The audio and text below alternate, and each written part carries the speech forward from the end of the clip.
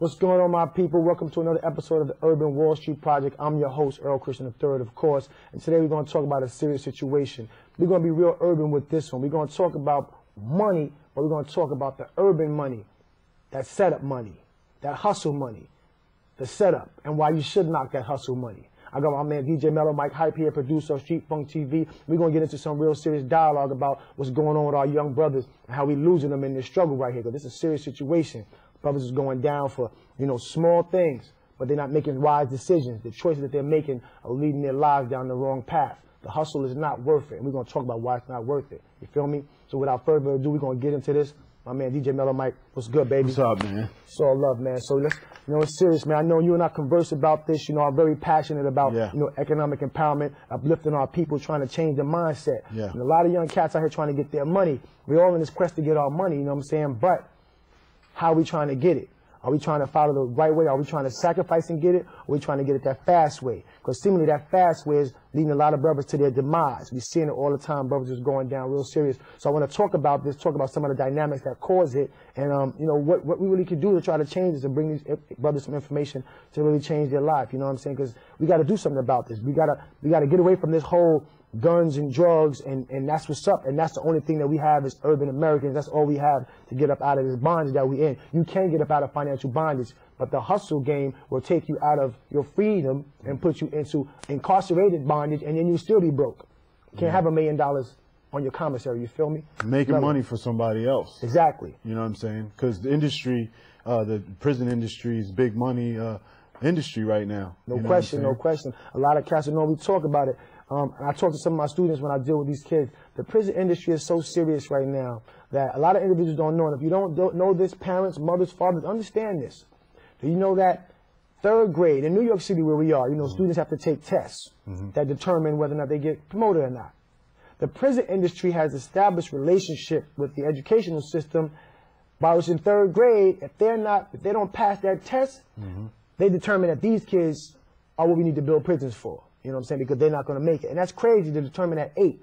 And what's happening is these kids are not getting that reinforcement, so they're deciding, I got to get this money. I got to get this money. Right. And then, of course, it looks good because, the hood cats got the jewels and the cars and the clothes, and then the women are flocking to that material thing. So that young brother that's coming up, he's seeing the same thing. And unfortunately, it's not enough of us in the community that are spreading that positive information, that are spreading financial literacy, that are letting them know that there is a way to get yourself financially secure, to get the money that you dream of without putting your whole life and your freedom in jeopardy. And we talk about it. I know you got something, so let's get into this, man. I think a lot of times that people talk about the game.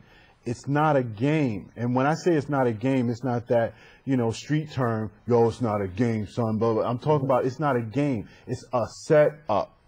There's a difference between a game and a setup. You know what I'm saying? An ambush, right, or control. You understand? When you spoke about if these individuals are not literate by the time they're in the 3rd grade, we're going to have a place for them. No question. By 3rd grade, if you understand that these people got something for you by the time you are, what, 8 years old? No question. Or what? How old are you in 3rd grade? You're 8 years old. 8 years old. 8 years old. By 8 years old, they already determine your future. Right. You know what I'm saying? So it's already said and done for you. You know what I mean? You know what I'm saying? What you do from that point on, right, is going to determine whether you're going to be in the system, locked up, making money for some conglomerate, or you're going to be in the rat race, which is another type of control. No question. Okay. Paying bills. Right. And the government is getting almost half your income. Definitely getting half your income, because you're going to get taxed at least 27% if you're just the average, middle class worker. But the reality is you get clacked 27%, so you get whatever they don't need, and they give you yours, but then every time you go out and you buy something, you're getting taxed more, so your money's getting chopped up. But we talked about something, and it was so poignant. I think it was a movie we were looking at. I know I was just looking at American Gangster. That was one movie that was ill. Yeah. We was watching something else and talking about it and really breaking down this whole, we was looking at the crack game. We was watching that DVD. Right, and that's what really led me to want to talk about this. Because a lot of people, want to blast black folks, oh, y'all need to stop smoking crack and drinking more liquor. But what you don't know is the country systematically set up the game for us to fall down into. Now, yes, I'm not going to give all the credit to somebody for us making the wrong choices and the wrong decisions. Right. But at the end of the day, life is life. And life is about survival when everything falls apart. Right. And if all you got to survive is maybe that unfortunate contraband or narcotic, sadly, people are going to take that choice. Cats who don't know any better. Now, I'm not talking about the cats who know better. I'm talking about the brother or the sister whose father wasn't there, whose mother was a drug dealer, whose mom expects them to sell drugs so that he can help or she can help, you know, finance the family. That's a serious situation. But that's all part of the setup. It's all part of the setup. You see, when you deal with people who have power, money, and authority, and they need to control a people, you have to have these things in place to have them. Well, it's like a maze. No question. It's blocked off here, so they only can go that way. Right. If they start to climb over the wall, we kill them. No question. You see what I'm saying? Definitely. So you got to go this way, this way. You only have this choice or that choice. You can't go anywhere else. You know what I'm saying? And then when you have people's mind programmed, like way back in slavery, when they programmed slaves to hate one another because one is lighter, because I'm darker than you, I'm in the field, and you're in the master's house. Right, right. And now you feel like you're closer to master, and master's the one you trust. Right. Right? So when I come to you and I'm starving and out in the field, you're going to go tell master on me. You see what I'm saying? Exactly. That's that, you know, house nigga mentality. You know what I'm saying? So that's perpetuated all the way up to here. And then when you have people who are taught to hate themselves, you know what I'm saying? I mean, like, if you, I remember one time I was with some friends of mine, and it was two of each. It was like two Puerto Rican guys, or should I say Spanish guys, two European guys, German guys, right? Two black guys, right? Right. And two Asian guys, actually, right? And what was so crazy was we were sitting in there, and they were all talking their native language, and me and the black guy were talking English, right? And I thought to myself, I said, wow, these guys are talking a different tongue because from where the country they come from. Right. And being black and being from America and our history, you say, damn, we lost that. Right, right. We don't have. You know what I'm saying? Yeah. We don't have our native tongue. No, you know what I'm saying? We don't, and we've been conditioned and put in this situation, and we have to make the best out of it. You know what I'm saying? Yeah. That's why I said, like my man KRS-One said back in either the late 80s, early 90s.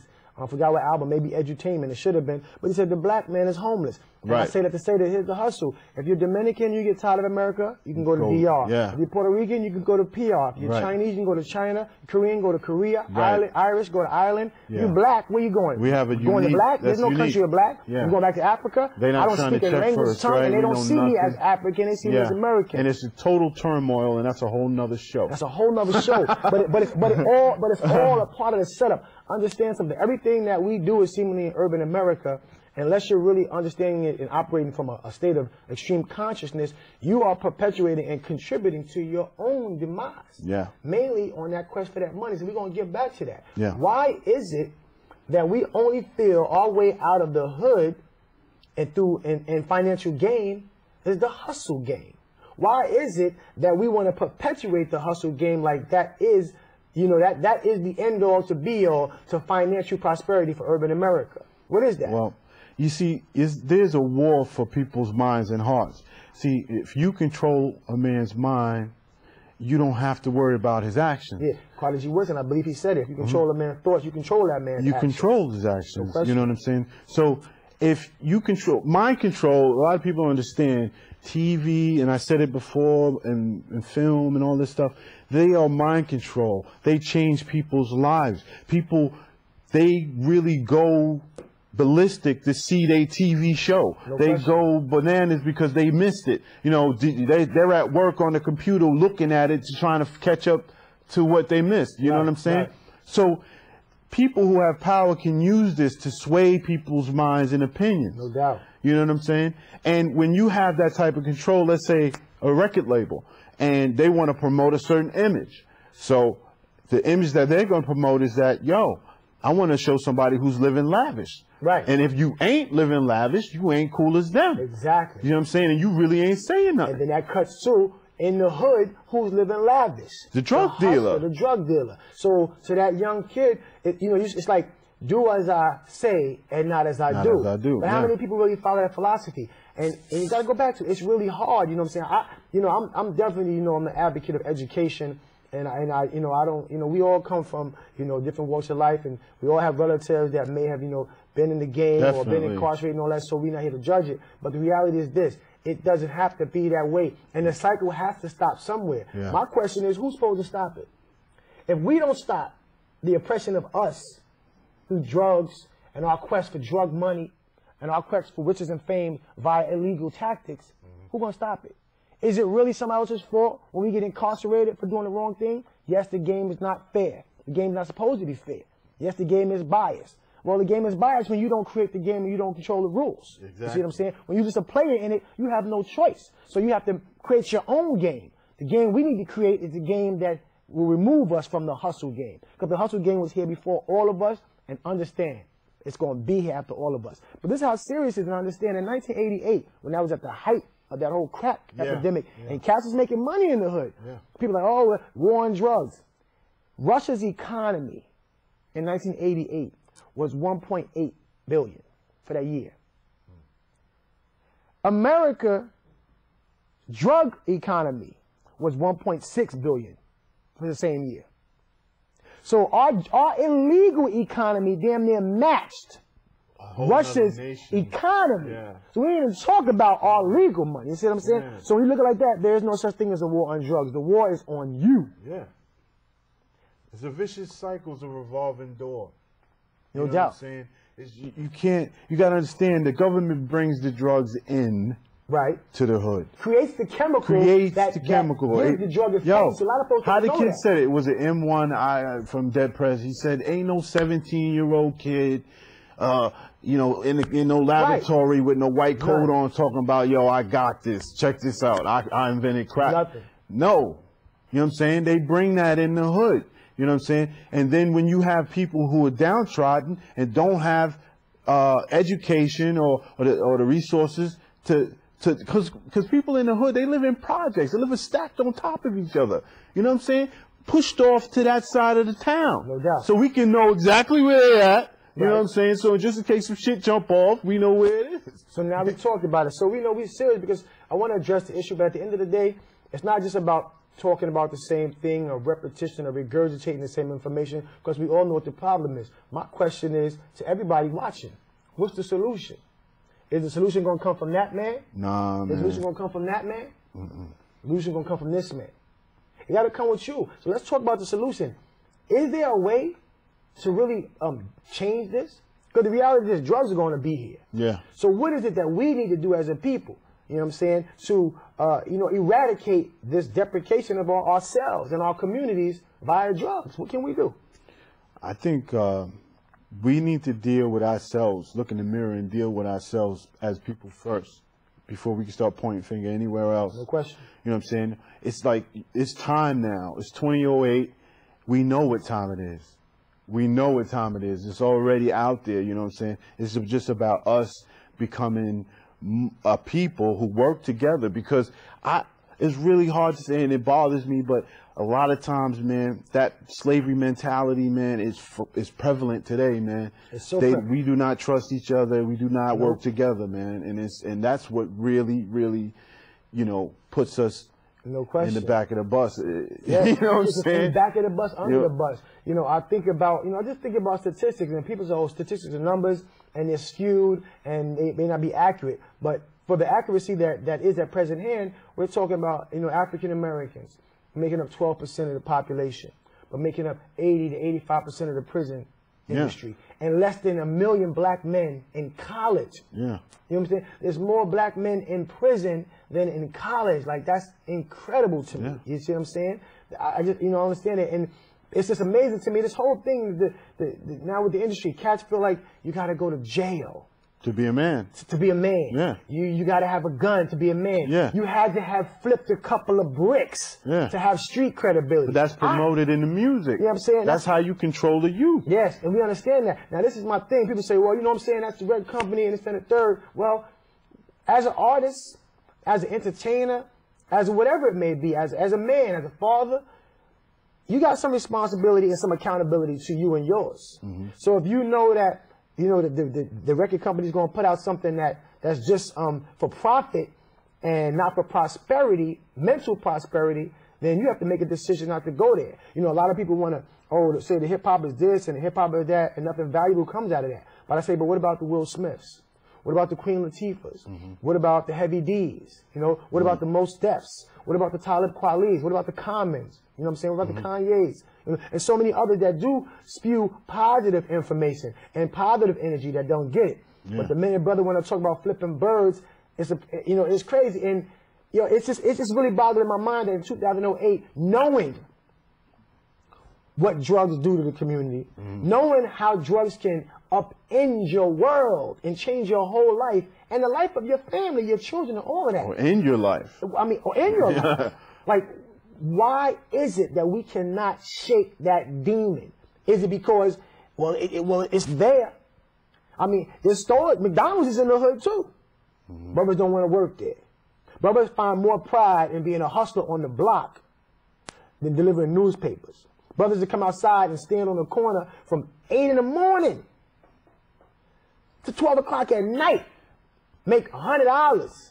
This and feel like that's cool. I got money. I'm not trying to get a job. Like, what is that? This is the thing. Money. Money, it's a powerful tool. It is the root of all evil. Money will make a man enslave another man. Well, see, money. Will money make that? See, to me, money is an inanimate object. Money is a piece of paper. It doesn't think. It doesn't breathe. It doesn't live. It doesn't make decisions. It's a resource. So it's like money makes a man do evil things. Like, the gun killed him. Nah, the man killed. Did the gun make you do the evil thing? Nah, you made you do the evil thing. You feel what I'm saying? I feel you what you're saying. Money, I say, is the root of all evil. But at the same time, it's a double-edged sword because some people take their money and do incredibly positive things with it. You see what I'm saying? It's the spirit, it's the entity that's managing and controlling that money that causes it. Because you use it for either way. Heck, you could take a pencil. A pencil could be used for something great. It could be used to write an amazing phrase or a profound statement. But it also could be used to stick you in your neck. Right. You know what I'm saying? So it's the person behind it. And all these things, plans and hustle because for some reason in urban America, everything we want to do is a hustle. Now, we hustle and you can hustle and get your legal money too. We call that a hustle too. Yeah, but when but in urban America, I got to get my hustle on. No, rarely do we think about it as like something positive. For some reason, when you say hustle in the hood, it automatically has a negative connotation. And I'm just trying to understand, why that is. I just think getting money legally takes more time, and you get so much more money illegally in short amount of time, and nobody wants to work. So we've lost our desire, our stamina, or I should say our gumption to be hard workers. Yeah, to work for. I mean, like some people have. It depends on your perspective on it. You know what I'm saying? Some people they work, they go to college, they still owe money on their college, and they got a great job, but they still paying out their. No doubt. And it depends on how you look at it. You know what I'm saying? And they say no knock the hustle, but you know what I'm saying? The hustle's destroying us, man. And that's what I'm talking. If somebody asks you, like, yo, you saying don't knock the hustle, you know what I'm saying? But my brother, I'm out here trying to get mine. Ain't nobody looking out for me. My pops ain't here, you know what I mean? You know what I mean? Yeah. So why you knocking my hustle? If somebody said that to you, Mike, why would you tell them this is why you should knock the hustle? I feel your pain, I feel your agony. But if you ask me, and me being a grown man and experienced, this is why you should knock the hustle. What would you tell that young kid? I tell him, yo, man, it's really it's about a life or death issue, man. Because the hustle can bring you so much pain and anguish. You know what I'm saying? From your people, I know firsthand from the drug addiction to the drug selling on both sides, and how it affects your family, and it's not worth it. Because I don't know any drug dealers, any successful. Ethnic drug dealers that are, you know what I'm saying? Everybody I know who black, Hispanic, or whatever that I know of is either dead or in jail, crippled, something, you know what I'm saying? And that leads me to something else, because then that drug must be a real powerful tool. I'm sitting here thinking about what you're saying. Most cats know that, dealing drugs is going to do one or two things. Rarely will you retire rich. So you're either going to probably get knocked, go to jail, or you're going to get murdered. You know what I'm saying? So knowing that, why is it, I mean, to me it's like, wow, we really got to look in the mirror, because if you're telling me only thing I feel like I can do is hustle, man, because that's all I got. I can't, white man ain't trying to give me no job. That's where you go wrong right there. And like, first of all, no one gives you a job. Right. You get one by earning it, by being prepared. A lot of cats, I hear cats like, yo, man, I'm trying to get a job. I need like $20 an hour, man. I need like $20, $25 an hour. I'm like, $25 an hour. Do you understand what that equates to if you had a salary? If you were making $25 an hour, you're probably making about $42,000 a year, if not more. You know what I'm saying? Benefits. Without a degree, you know, but no GED.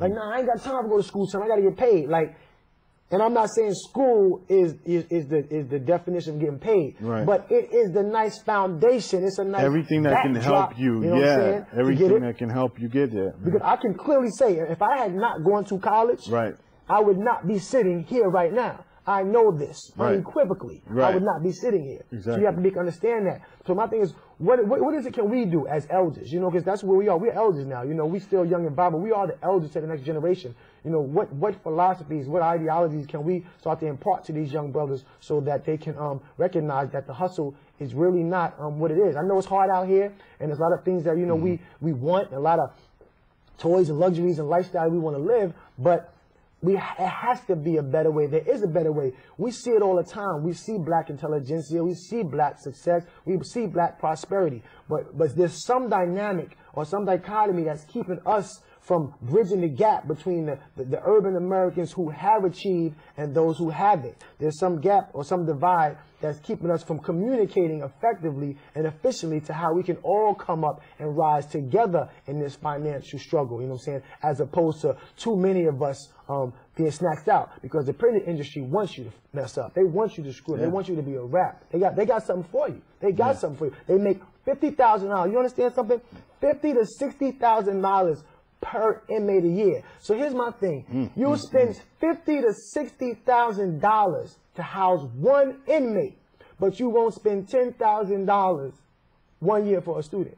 There's not one $10,000. You could take 20 kids from the hood, and no one will cut a check for $10,000, $200,000 to send. About $200,000 to send those kids, 20 kids to college. Yeah. But you will believe that a check for $50,000 will be cut to take those silly cats and hold them in a cell. So we won't spend $200,000, but we'll spend $2 million. You know, it's crazy. Because the numbers are a lot bigger than you even know. So different. That's what it is, because the numbers are so crazy. It's much more money in prisons than it is in college. No question. Why should you not the hustle? Because the prison industry is just about the biggest industrial industry in America right now, probably in the world. It's crazy. The prison industry. Back in the day, it was license plates. Now listen, I learned some things. If you go to Kentucky Fried Chicken, they cut up your chicken. That chicken is being cut up by prisoners. Yep. If you're buying computers, laptops, toilet paper, all the stuff that we use, all that stuff that you know takes chairs we're sitting in right now. Where do you think this manual labor is coming from? You heard what the president of Venezuela said, or Mexico, you know, who was it, Mexico? Who said, listen, you know, Latinos that take jobs that the brothers don't want, and everybody got bent out of shape. But brothers don't want to work at McDonald's. Brothers don't want to work in the bookstore. Brothers don't want to have to go out and look for it. Brothers don't want to take the braids out and get it, you know, and throw the shirt and tie. I don't want to do all that. And I'm not saying you got to do that forever, but that is a price to pay. You know, it's a small price to pay for your freedom. It's a small price to pay for peace of mind. It's a small price to pay for your integrity and your dignity and self-respect, if you will. You know? Yeah, definitely. And you don't want to be locked up for the rest of your life. Right. You know what I'm saying? They giving football numbers. Football numbers. All right, football numbers. Getting caught out there doing 15 years for something small. You know what I'm saying? Man. Understand something. You know what I'm saying? A brother of the Caucasian persuasion get caught with 500 grams of coke. 500 grams, that's 5 years mandatory federal. Brother get caught with 5 grams of crack. Or 4 rocks of crack. He's doing the same thing. Now, understand something. 5 grams of crack can fit in my pocket. 5 years. 500 grams of coke cannot fit in my pocket. But we're going to do the same amount of time. You know what I'm saying? Or more. Because what happens is you go in there, you know, all types of other things happen. Now you might have to get into a gang. That could cause you more time. Or you might get into a fight. You might have to shank a cat. That could cause you more time. So that hustle is so serious. And that's why that setup is a bad situation. We could go on about this, but I really felt the need to stop and politic, you know, and talk about, you know, just this thing, because, you know, so many cats are falling. I see it every day. Brothers don't want to go to school. Yeah. Brothers don't want to go to work. I see young cats, 22 years old, they're selling their weed, they're hustling, and they just missing it like, I'm 20, I'm good, life is love. But then next thing you know, they're 32 now. They're like, yo, what happened? And now at 32, they're trying to keep their hustle alive because in the 20s they played themselves, and now they got more frustration. Listen, man. And they have no education and do nothing else. That hustle is a real game. Listen, we're going to get up out of here. You know, we talk and we get on to it. You know, a lot of times we talk about, you know, economic empowerment. We talk about financial empowerment. We talk about social and mental empowerment. But the reality is, I feel like this conversation we had today kind of encompasses all of that. Because the more we try to keep up with the Joneses, the more we try to beat the game, the more we try to, you know, roll with the setup, then you're killing your mental empowerment. You're killing your economic empowerment. You're killing your spiritual empowerment. And you're killing your communal empowerment. As always, I hope you learned something. I hope you felt this conversation, the direction, because I think it was definitely necessary and it's somewhere I wanted to go. I want to appreciate having my man, DJ Mello, Mike Hype in here, because we talk about a lot of things. You're going to see it. It's not going to be the last time, but I felt on the heels of where we are, a lot of major things happen politically for urban Americans, a lot of other things that happen academically, from sports-wise. We're really doing our thing. We are accomplishing a lot of things. We are rising back to the top. I need all my young brothers and sisters out there that feel that you can't get it. Stop. You can't get it. Get with a mentor. Get somebody positive in your life. Shake off some of that you know is not good for you. You might be all right. You've been watching the Urban Wall Street, of course. I'm your boy, O. Christian III, a.k.a. Big Business. Keep your head up. Be mindful. Stay prosperous. Yo, watch the game. It's a setup, not the hustle. Peace.